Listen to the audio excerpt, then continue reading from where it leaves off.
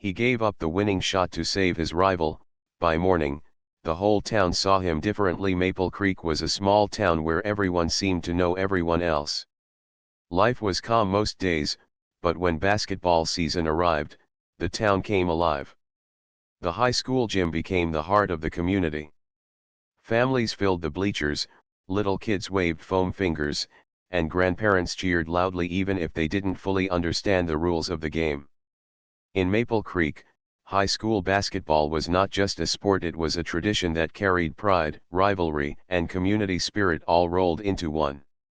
Among the players, one name always stood out: Liam Ortiz. At only 17, he was known across town as the boy with the golden shot. Tall and lean, with quick hands and sharp eyes, Liam had earned his reputation from countless games where he scored the points that lifted Maple Creek High to victory. Everyone admitted he had talent, but not everyone liked the way he played.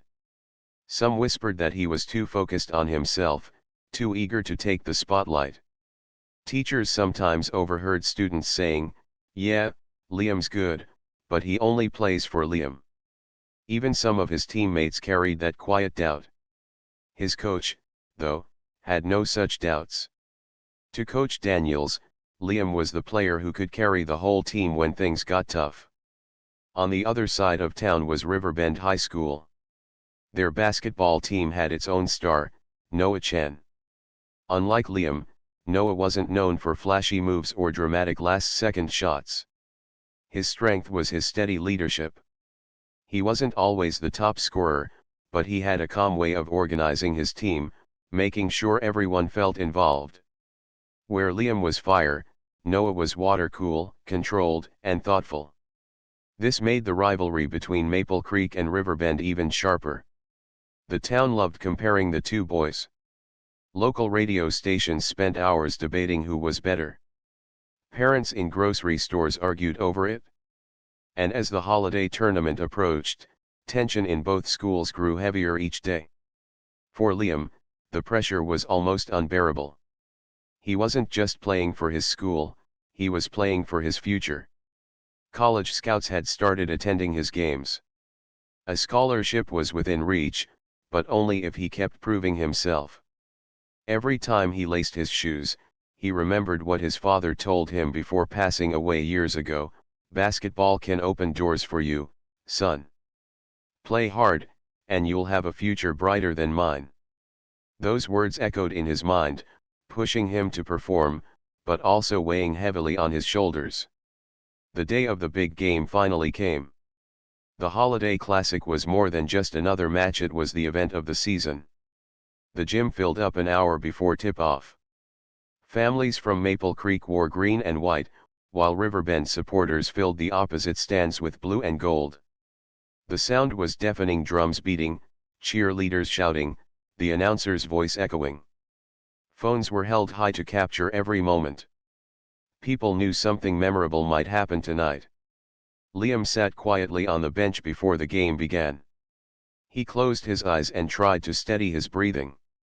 Coach Daniels crouched in front of the team and spoke in his firm, encouraging tone. "This is our night. This is your night. If the game comes down to the final seconds, Liam, the ball is yours. You take that shot. Do you understand?" Liam opened his eyes and nodded, but his heart beat faster. The whole gym felt like it was pressing down on him. The referee's whistle blew, and the game began. From the start, it was clear this was going to be a fight until the very end. Liam scored the first points with a smooth jump shot. The Maple Creek fans erupted in cheers. Seconds later, Noah answered with a calm three-pointer, and Riverbend's side of the gym exploded in response. The energy went back and forth like a tug of war. Every basket felt like a statement, every defensive stop a small victory. For each move Liam made, Noah seemed to have an answer. It wasn't just two teams clashing, it was two players embodying their town's pride. By halftime, the score was tied. Both teams gathered in their locker rooms, sweaty, tired, but still full of fight. Coach Daniels clapped his hands, urging his boys to stay sharp. "Stick to the plan. Push hard. And remember, if you see the chance at the end, Liam, don't hesitate. That's why we trust you. Liam nodded again, but a small knot of unease stayed in his chest. He wanted to win, but something about the weight of everyone's expectations made him restless. Was he playing for the team, or just for himself? The question whispered in his mind, but there was no time to answer it. When the second half started, the game grew even more intense. Players dug for loose balls, the crowd roared louder, and the referee's whistles cut through the air every few minutes. Liam pushed himself harder, scoring when he could, but also missing some shots that he normally made. He could feel the scouts' eyes on him from the stands, scribbling notes on their clipboards. Every mistake felt heavier than it should. On the other side, Noah kept his calm, guiding his teammates with hand signals, clapping encouragement, and passing when others were open. Even when Riverbend fell behind by 6 points, Noah never looked shaken. The clock ticked down to the final minute, and the score was tied again. The gym was shaking with noise. Fans were on their feet, chanting, clapping, stomping. Parents shouted instructions from the stands as if their voices could change the game. On the court, Liam's jersey clung to his skin with sweat. His legs ached, but adrenaline pushed him forward. He glanced at the scoreboard, just seconds left, tied score. This was the moment Coach Daniels had been preparing him for all season. This was the moment that could decide his future. The play developed quickly. Maple Creek stole the ball and pushed forward. Teammates shouted, shoes squeaked against the polished floor, and Liam found himself with the ball in his hands. Time slowed for him. The lane was open. The crowd rose to its feet. His coach's voice echoed in his memory, take the shot. This is your moment. He could almost see the future, his name in headlines, scouts calling, his scholarship secured. He had practiced this scenario 1,000 times. It was supposed to be simple, take the shot, win the game, celebrate. But life, as Liam was about to discover, doesn't always follow the script. The scoreboard showed only seconds left. The crowd stood, their voices blending into one long roar. Liam had the ball. He could feel the eyes of the whole town fixed on him. This was the moment he had dreamed of since he was a boy. Time running out, game on the line, everyone waiting for him to make the winning shot. His coach's words echoed again in his head, take the shot. This is your moment. But just as he took a step toward the basket, something unexpected happened. Noah, the Riverbend captain, was sprinting back on defense. He wanted to block the shot or at least force Liam into a difficult move. But as Noah slid across the painted lane, his foot hit a wet spot on the gym floor. His ankle twisted badly, and he collapsed with a painful cry. He didn't bounce back up like players usually did after a fall.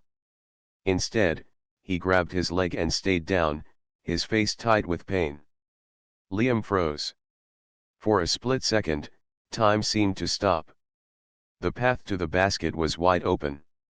If he jumped now, the ball would almost surely go in.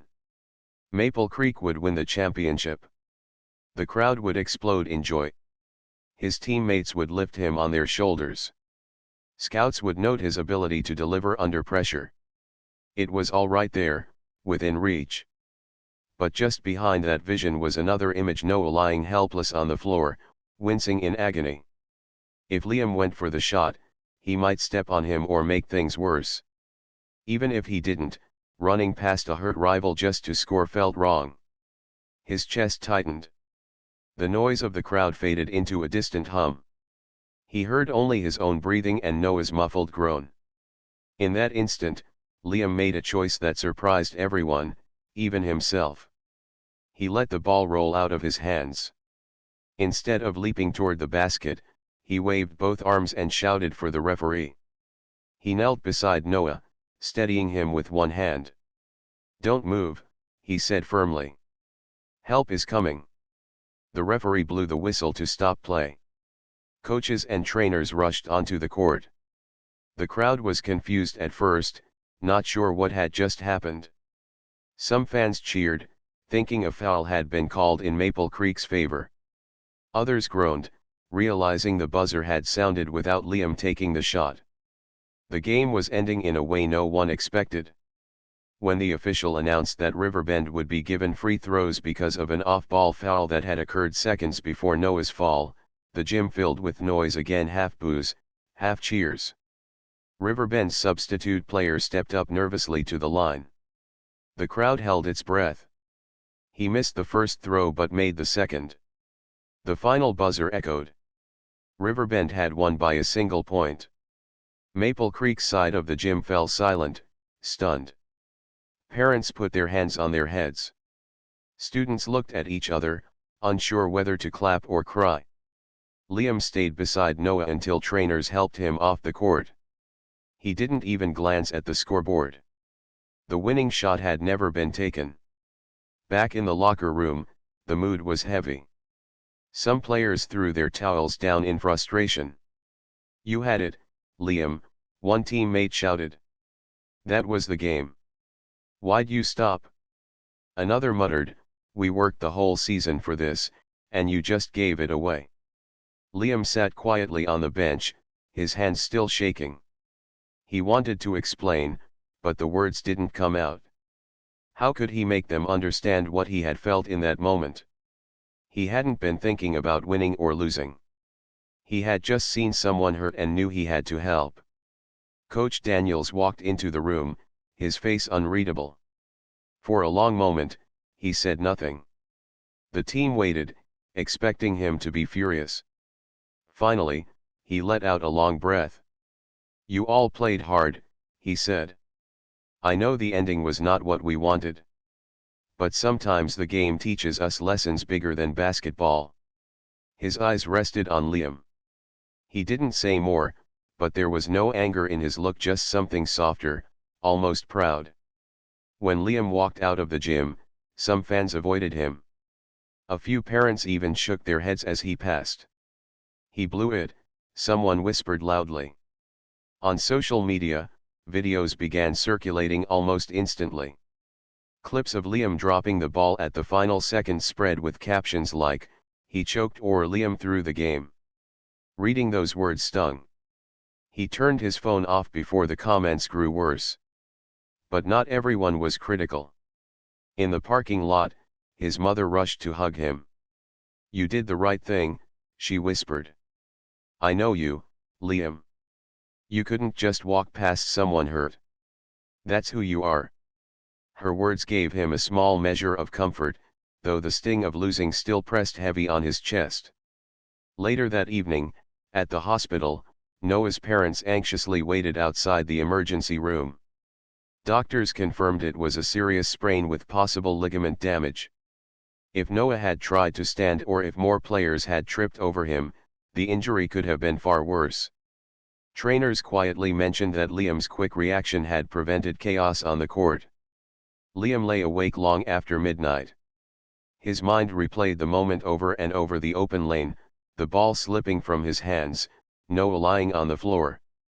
He wondered if scouts who watched the game would think he was weak. Would they believe he lacked the killer instinct to win? Would colleges turn away because he chose compassion over competition? Finally, he reached for his phone. Without opening social media, he typed a message to Noah: "Hey, hope you're okay. Sorry about the fall. Rest up, man." He hesitated for a second, then pressed send. After that, he set the phone down and stared at the ceiling until sleep finally came. Meanwhile, the story was already spreading. Fans on both sides posted clips from different angles. Some showed the fall clearly, capturing the exact moment Noah's ankle twisted. Others focused on Liam stopping the play, signaling for help, and kneeling beside his rival. Debates began almost instantly: was he a hero or a fool? Did he show sportsmanship or weakness? In living rooms across Maple Creek, families talked about it over dinner. Some praised him. Others were upset about losing the championship. By morning, the whole town would have an opinion. And by morning, Liam would realize his decision had started something much bigger than a basketball game. The night after the big game felt heavier than any defeat Liam had ever experienced. The Maple Creek locker room was quiet except for the sound of running showers and the occasional sigh of disappointment. Players changed out of their jerseys without saying much. A few slammed their lockers, still angry. Others simply sat with blank faces, staring at the floor. Losing by 1 point was painful enough. But losing because their star player had refused to take the winning shot, that was almost too much for them to accept. Liam sat on the end of the bench, his head low, his gym bag untouched at his feet. He replayed the moment again and again in his mind. He could still see Noah falling, could still hear the thud of his body hitting the floor, and the groan that followed. Every time he thought about taking the shot, his chest grew tight, and he knew he had done the only thing he could do. But how could he explain that to his teammates who had dreamed of raising the trophy? To the fans who had cheered all season? To the scouts who had come expecting to see him deliver under pressure? One of his teammates, Jordan, finally broke the silence. "We had it," he said bitterly, shaking his head. "The game was ours, and you just..." He stopped, frustrated, unable to finish the sentence. Another teammate muttered, "Unbelievable," as he tied his shoes tightly. The room filled with murmurs, none of them kind. Liam stayed silent. Any words he might offer would only sound like excuses. Deep down, he understood their anger. They had worked hard, sweated, and sacrificed for months. And then, in the final second, he had let the ball go. When Coach Daniels came in, the players braced themselves for the storm. But the coach didn't yell. He didn't scold or shout. Instead, he stood for a moment, looking around the room. His eyes lingered on Liam longer than on anyone else, but his expression was unreadable. "I know you're disappointed," he finally said. "You gave everything tonight. Every one of you." He paused, then added, "Sometimes the scoreboard doesn't tell the real story. Go home. Rest. Tomorrow's a new day." His voice was calm, but the words didn't lift the weight from the room. As the players filed out, some avoided Liam's gaze. Others looked at him with sharp eyes, as if silently blaming him for the loss. Walking out of the gym was worse. The parking lot was filled with parents and classmates. Some clapped him on the back and said, "Tough game, man." But others whispered within earshot, "He blew it. Can you believe he dropped the ball?" One even muttered, "Guess he's not the hero we thought." Liam kept his head down, clutching the strap of his bag as he hurried toward his mother's car. The December air was cold, but his face burned with shame. Inside the car, his mother reached over and touched his arm gently. "You did the right thing," she said softly. "I know it hurts now, but you'll see later you made the right choice." Her words were kind, but Liam wasn't sure he believed them. The sting of defeat was still too fresh, and the sound of disappointment still echoed in his ears. Back home, Liam tried to distract himself, but the world wouldn't let him. Social media was already buzzing with clips of the final moments. Some videos showed the wide-open lane, captioned with words like "he choked" or "Ortiz froze under pressure." Others showed him kneeling by Noah, with mixed reactions, some praising him for sportsmanship, others accusing him of caring more for his rival than for his own team. Comments poured in, "I'd never want him on my team. Respect, he showed class. What kind of star player gives up the win?" The internet, as always, had opinions in every direction. Liam scrolled for a few minutes, each word cutting a little deeper, before he finally shut off his phone. He tossed it aside and lay back on his bed, staring at the ceiling. The room was quiet, but his mind was loud. He thought about his father's old words, "Basketball can open doors for you." Had he just closed those doors forever? Would colleges now see him as weak? Would this one decision define his entire future? Hours passed, and he still couldn't sleep. Finally, near midnight, he grabbed his phone again, not to check the comments, but to send a message. He typed slowly, carefully, "Hey, hope you're okay. Sorry about the fall. Rest up."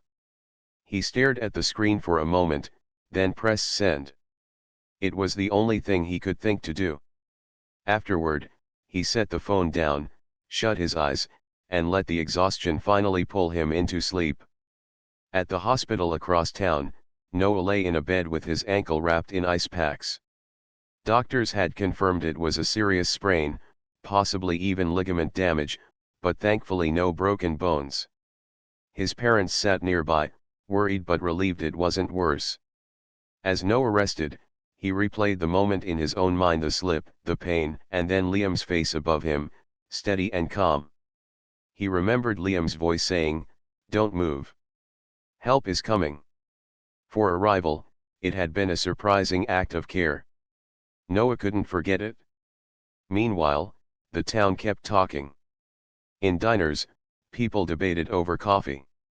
At the gas station, neighbors argued about it while filling their tanks. In the grocery store, mothers shook their heads or praised his choice. One older man was overheard saying, "That boy gave up glory for decency. That says something about who he really is." But another responded, "We don't hang banners for kindness. We hang them for wins."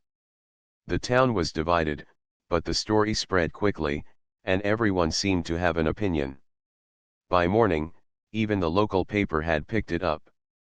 The sports column ran with the headline, "Sportsmanship over score, Ortiz chooses rival over victory."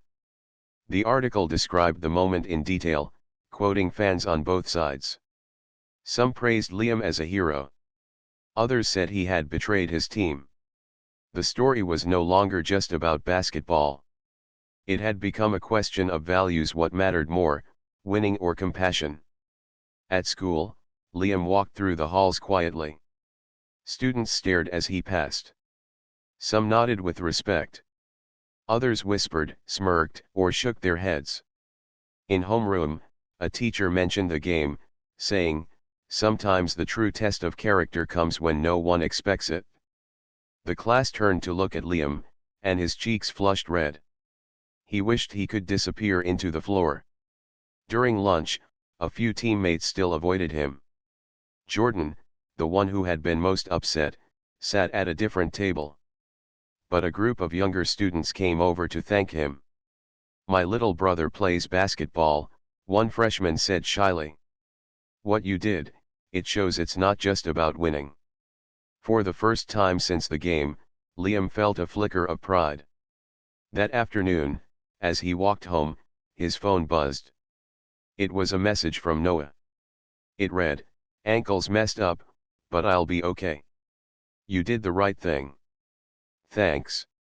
Attached was a photo of Noah in the hospital, giving a thumbs up. Liam stopped in the middle of the sidewalk, staring at the screen. A small smile spread across his face. For the first time since that painful night, the weight on his shoulders began to lift, even if just a little. The night of doubt had been long and painful, but as the sun rose on a new day, Liam began to realize that his choice had sparked something bigger than he could have imagined. By morning, the town wasn't just talking about a game. They were talking about character, choices, and what it truly meant to be a winner. By the time morning sunlight spilled across Maple Creek, the story had already spread beyond the gym, the school, and even the town itself. What had looked, in the chaos of the final seconds, like a confusing decision, now appeared in a new light. Different video clips had surfaced online overnight. One, recorded from the upper bleachers, clearly showed Noah slipping on the damp spot and how quickly Liam reacted, dropping the ball, waving for help, and shielding his rival from the players rushing down the court. At first, the video was shared only among students and families, but then it began spreading through the wider community. People saw not just a star player refusing to take a shot, but a teenager making a selfless choice in the heat of the moment. By breakfast time, dozens of comments filled the local news site. He protected Noah, one wrote. That's worth more than a trophy. Another comment read, yes, they lost the game, but Maple Creek gained something bigger. At school, the atmosphere was different from the night before. The usual Monday morning chatter in the hallways now revolved around Liam's decision. Some students, who had whispered negatively right after the game, now saw the fuller story. Did you see that clip? He stopped everyone from trampling Noah, one student said to another near the lockers. Teachers, too, had begun using the moment as an example. In one homeroom, a teacher paused and told her students, basketball is just a game. What Liam showed was character. That lasts much longer. The local paper added fuel to the discussion. On its front page was the bold headline, Sportsmanship over Score. Underneath was a picture of Liam kneeling beside Noah, one hand raised to call for help. The article described the moment in detail, adding quotes from Noah's father, who had spoken to a reporter outside the hospital. We're grateful, Mr. Chen said. In that instant, Liam cared more about my son's well-being than about winning a title. That's the kind of young man he is. When Liam saw the newspaper at the breakfast table, he froze. His stomach tightened. He didn't want attention not like this. He had feared the scouts would think him weak, but now the whole town was calling him strong in a way he hadn't expected. His mother smiled as she slid the paper toward him. See, she said gently. The truth always rises. But Liam wasn't sure if he felt relief or pressure. Was this really what people saw? Did he deserve it? At school later that day, the principal made an announcement over the loudspeaker. His voice carried through every classroom. This weekend, one of our own showed us what it means to choose humanity over glory. Please take a moment today to think about how your actions can define you not just as students, but as people. The entire room turned to look at Liam again, and his cheeks warmed. He didn't crave the spotlight, yet it seemed to find him no matter what he did. During lunch, he sat with his usual group, though the atmosphere felt different. Some teammates still looked uneasy, struggling to balance their disappointment with the new wave of admiration sweeping through town. Jordan, who had been the angriest the night before, finally spoke. Look, man, he said slowly, I was upset yesterday. We all were. But, maybe you did the right thing. I saw that new video. If you'd taken the shot and stepped on Noah, it could have been way worse. His tone wasn't cheerful, but it was less harsh than before. Liam nodded quietly, grateful for even that small step toward understanding. Then came the message that lifted Liam's heart more than anything else. His phone buzzed, and when he opened it, he saw a text from Noah, ankles sprained bad, but I'll recover. Thanks for helping me. You did right. Attached was a photo of Noah in the hospital bed, flashing a tired thumbs up. Liam couldn't stop the smile that spread across his face. For all the noise in town, this message mattered the most.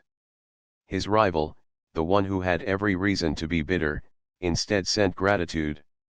Meanwhile, teachers and parents around town used the story as an example. At the diner, two elderly men argued about it over breakfast. One said, that boy cost his team the trophy.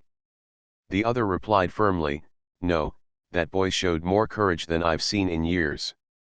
At the community center, a nurse explained to a group of kids that what Liam had done keeping Noah from moving had likely prevented more damage. Sometimes, she said, the right action is the hardest one in the moment. By afternoon, even people outside Maple Creek were noticing. A regional news station replayed the video during its sports segment, calling it a lesson in true sportsmanship. Clips circulated on social media under hashtags like #MoreThanAGame and #TrueCharacter. Suddenly, the story wasn't just about two high school rivals, it was about what people valued in sports and in life. At practice that evening, Coach Daniels called the team together before they began drills. The players stood in a circle, unsure of what he would say. His voice was steady but softer than usual. "I've been coaching for over 20 years, he said, "and I preached winning more times than I can count. But what I saw Friday reminded me there's something bigger than winning. Liam, you showed leadership not in the way I expected, but in the way the world needed to see. And to the rest of you, never forget that the kind of men you become will matter more than the number of games you win." The gym was silent for a moment before the team clapped lightly, some still hesitant, but many beginning to understand. That night, Liam sat at his desk, looking at the messages still piling up on his phone. Some were from classmates. Some were from strangers.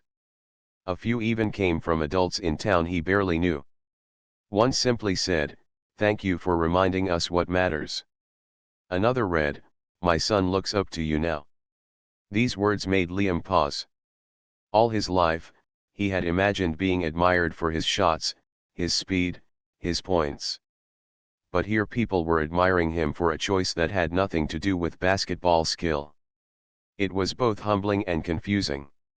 As the day drew to a close, Liam realized something important. His town wasn't seeing him as the boy who lost the game anymore. They were seeing him as the young man who chose kindness, even when it cost him victory. And though he wasn't sure what that would mean for his future, he felt a quiet strength inside. For the first time since the buzzer had sounded, he didn't regret his choice. He only wondered what it might mean in the days ahead. The Monday after the game carried a different kind of energy. Maple Creek felt lighter, as if the disappointment of losing had shifted into something more meaningful. The story of Liam's choice had grown bigger than the final score. Now, people weren't asking, "Why didn't he take the shot?" Instead, they were saying, "Did you see what he did for Noah?" By late afternoon, the two schools decided to hold a small community gathering in the Maple Creek gym. It wasn't planned far in advance. It came together because parents, coaches, and even the mayor believed it was important to honor what had happened. Word spread quickly, and by evening the bleachers were filled again. This time, though, there were no angry chants, no rival colors competing for dominance. Families from both Maple Creek and Riverbend sat side by side, waiting for the two young men at the center of the story. The custodians started the gathering by pointing to the part of the floor where Noah had slipped. They explained that a small leak from the roof had caused dampness to spread across the wood, almost invisible under the bright lights. "We're putting in new checks before every game," one custodian said. "Safety first." The crowd nodded in agreement. What had seemed like bad luck had become a lesson in vigilance. Then the players came out, not in jerseys but in regular clothes. Liam walked slowly, feeling shy under the eyes of the crowd. Beside him came Noah, on crutches, his ankle wrapped but his face lit with a smile. When the two reached the center court, they didn't hesitate. They stepped closer and shared a brief but warm hug. The gym erupted in applause, not the usual roar of competition, but a heartfelt cheer that echoed with respect. The mayor stepped forward with two small certificates. He wasn't a tall man, but his voice carried proudly. "In our town, we teach our children that winning is important but being human is greater. Tonight we recognize Noah Chen for his grace in leadership, and Liam Ortiz for his courage in compassion." He handed each boy a certificate. Noah raised his slightly, smiling humbly. Liam, his cheeks red, simply nodded in thanks. Reporters were present, notebooks in hand, cameras flashing. One asked Liam to share his thoughts. He hesitated for a moment, then spoke into the microphone. His voice was quiet but steady. "I didn't really think about it," he admitted.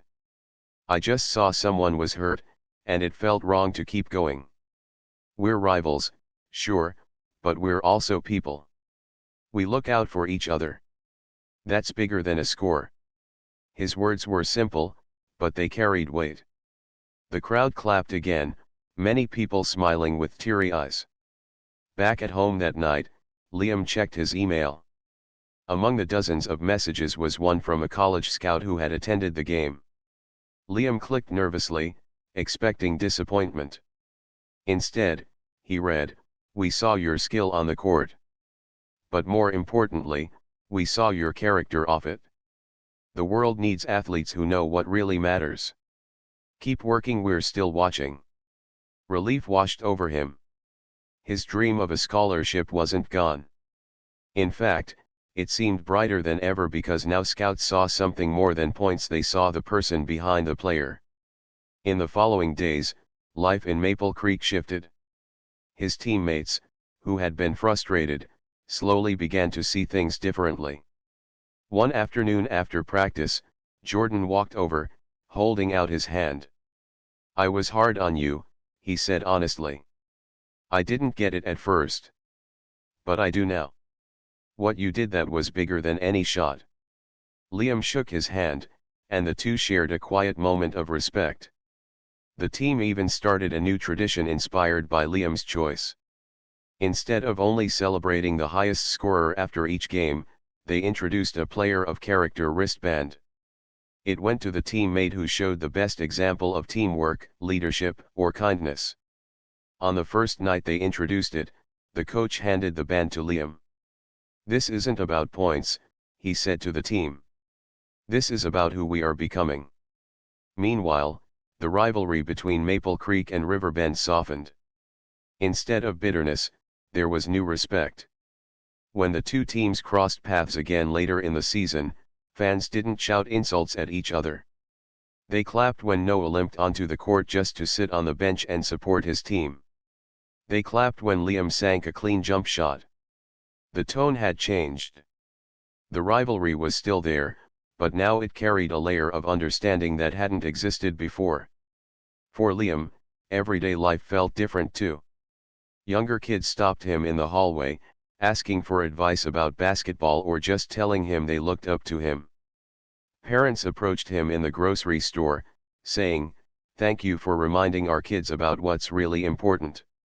He wasn't used to the attention, but he learned to accept it with humility. He knew people weren't praising him for his shooting skills. They were praising him for one decision in 1 second. A second that revealed his heart. Months later, as spring arrived, Noah had mostly recovered. His ankle still needed therapy, but he walked without crutches now. He and Liam met up outside the gym, not as rivals, but as friends. They laughed about how the whole world seemed to turn their game into a life lesson. "Crazy, huh?" Noah said, grinning. "Who would have thought two high school kids would end up on the evening news?" Liam chuckled, shaking his head. "Not me." Their rivalry had transformed into a bond built on mutual respect. When people in Maple Creek talked about the winning shot now, they didn't mean a basket that had gone in. They meant the shot that was never taken, the moment Liam chose to stop, to help, and to show kindness in front of a world that expected only victory. That became the town's story. That became its pride. In the end, banners would fade, trophies would gather dust, and records would eventually be broken. But what Liam had done that night remained in people's hearts. The whole town had seen him differently by morning. And years later, when people told the story to new generations, they didn't talk about the final score. They talked about the boy who gave up glory to protect another, and in doing so, won something far greater than a game.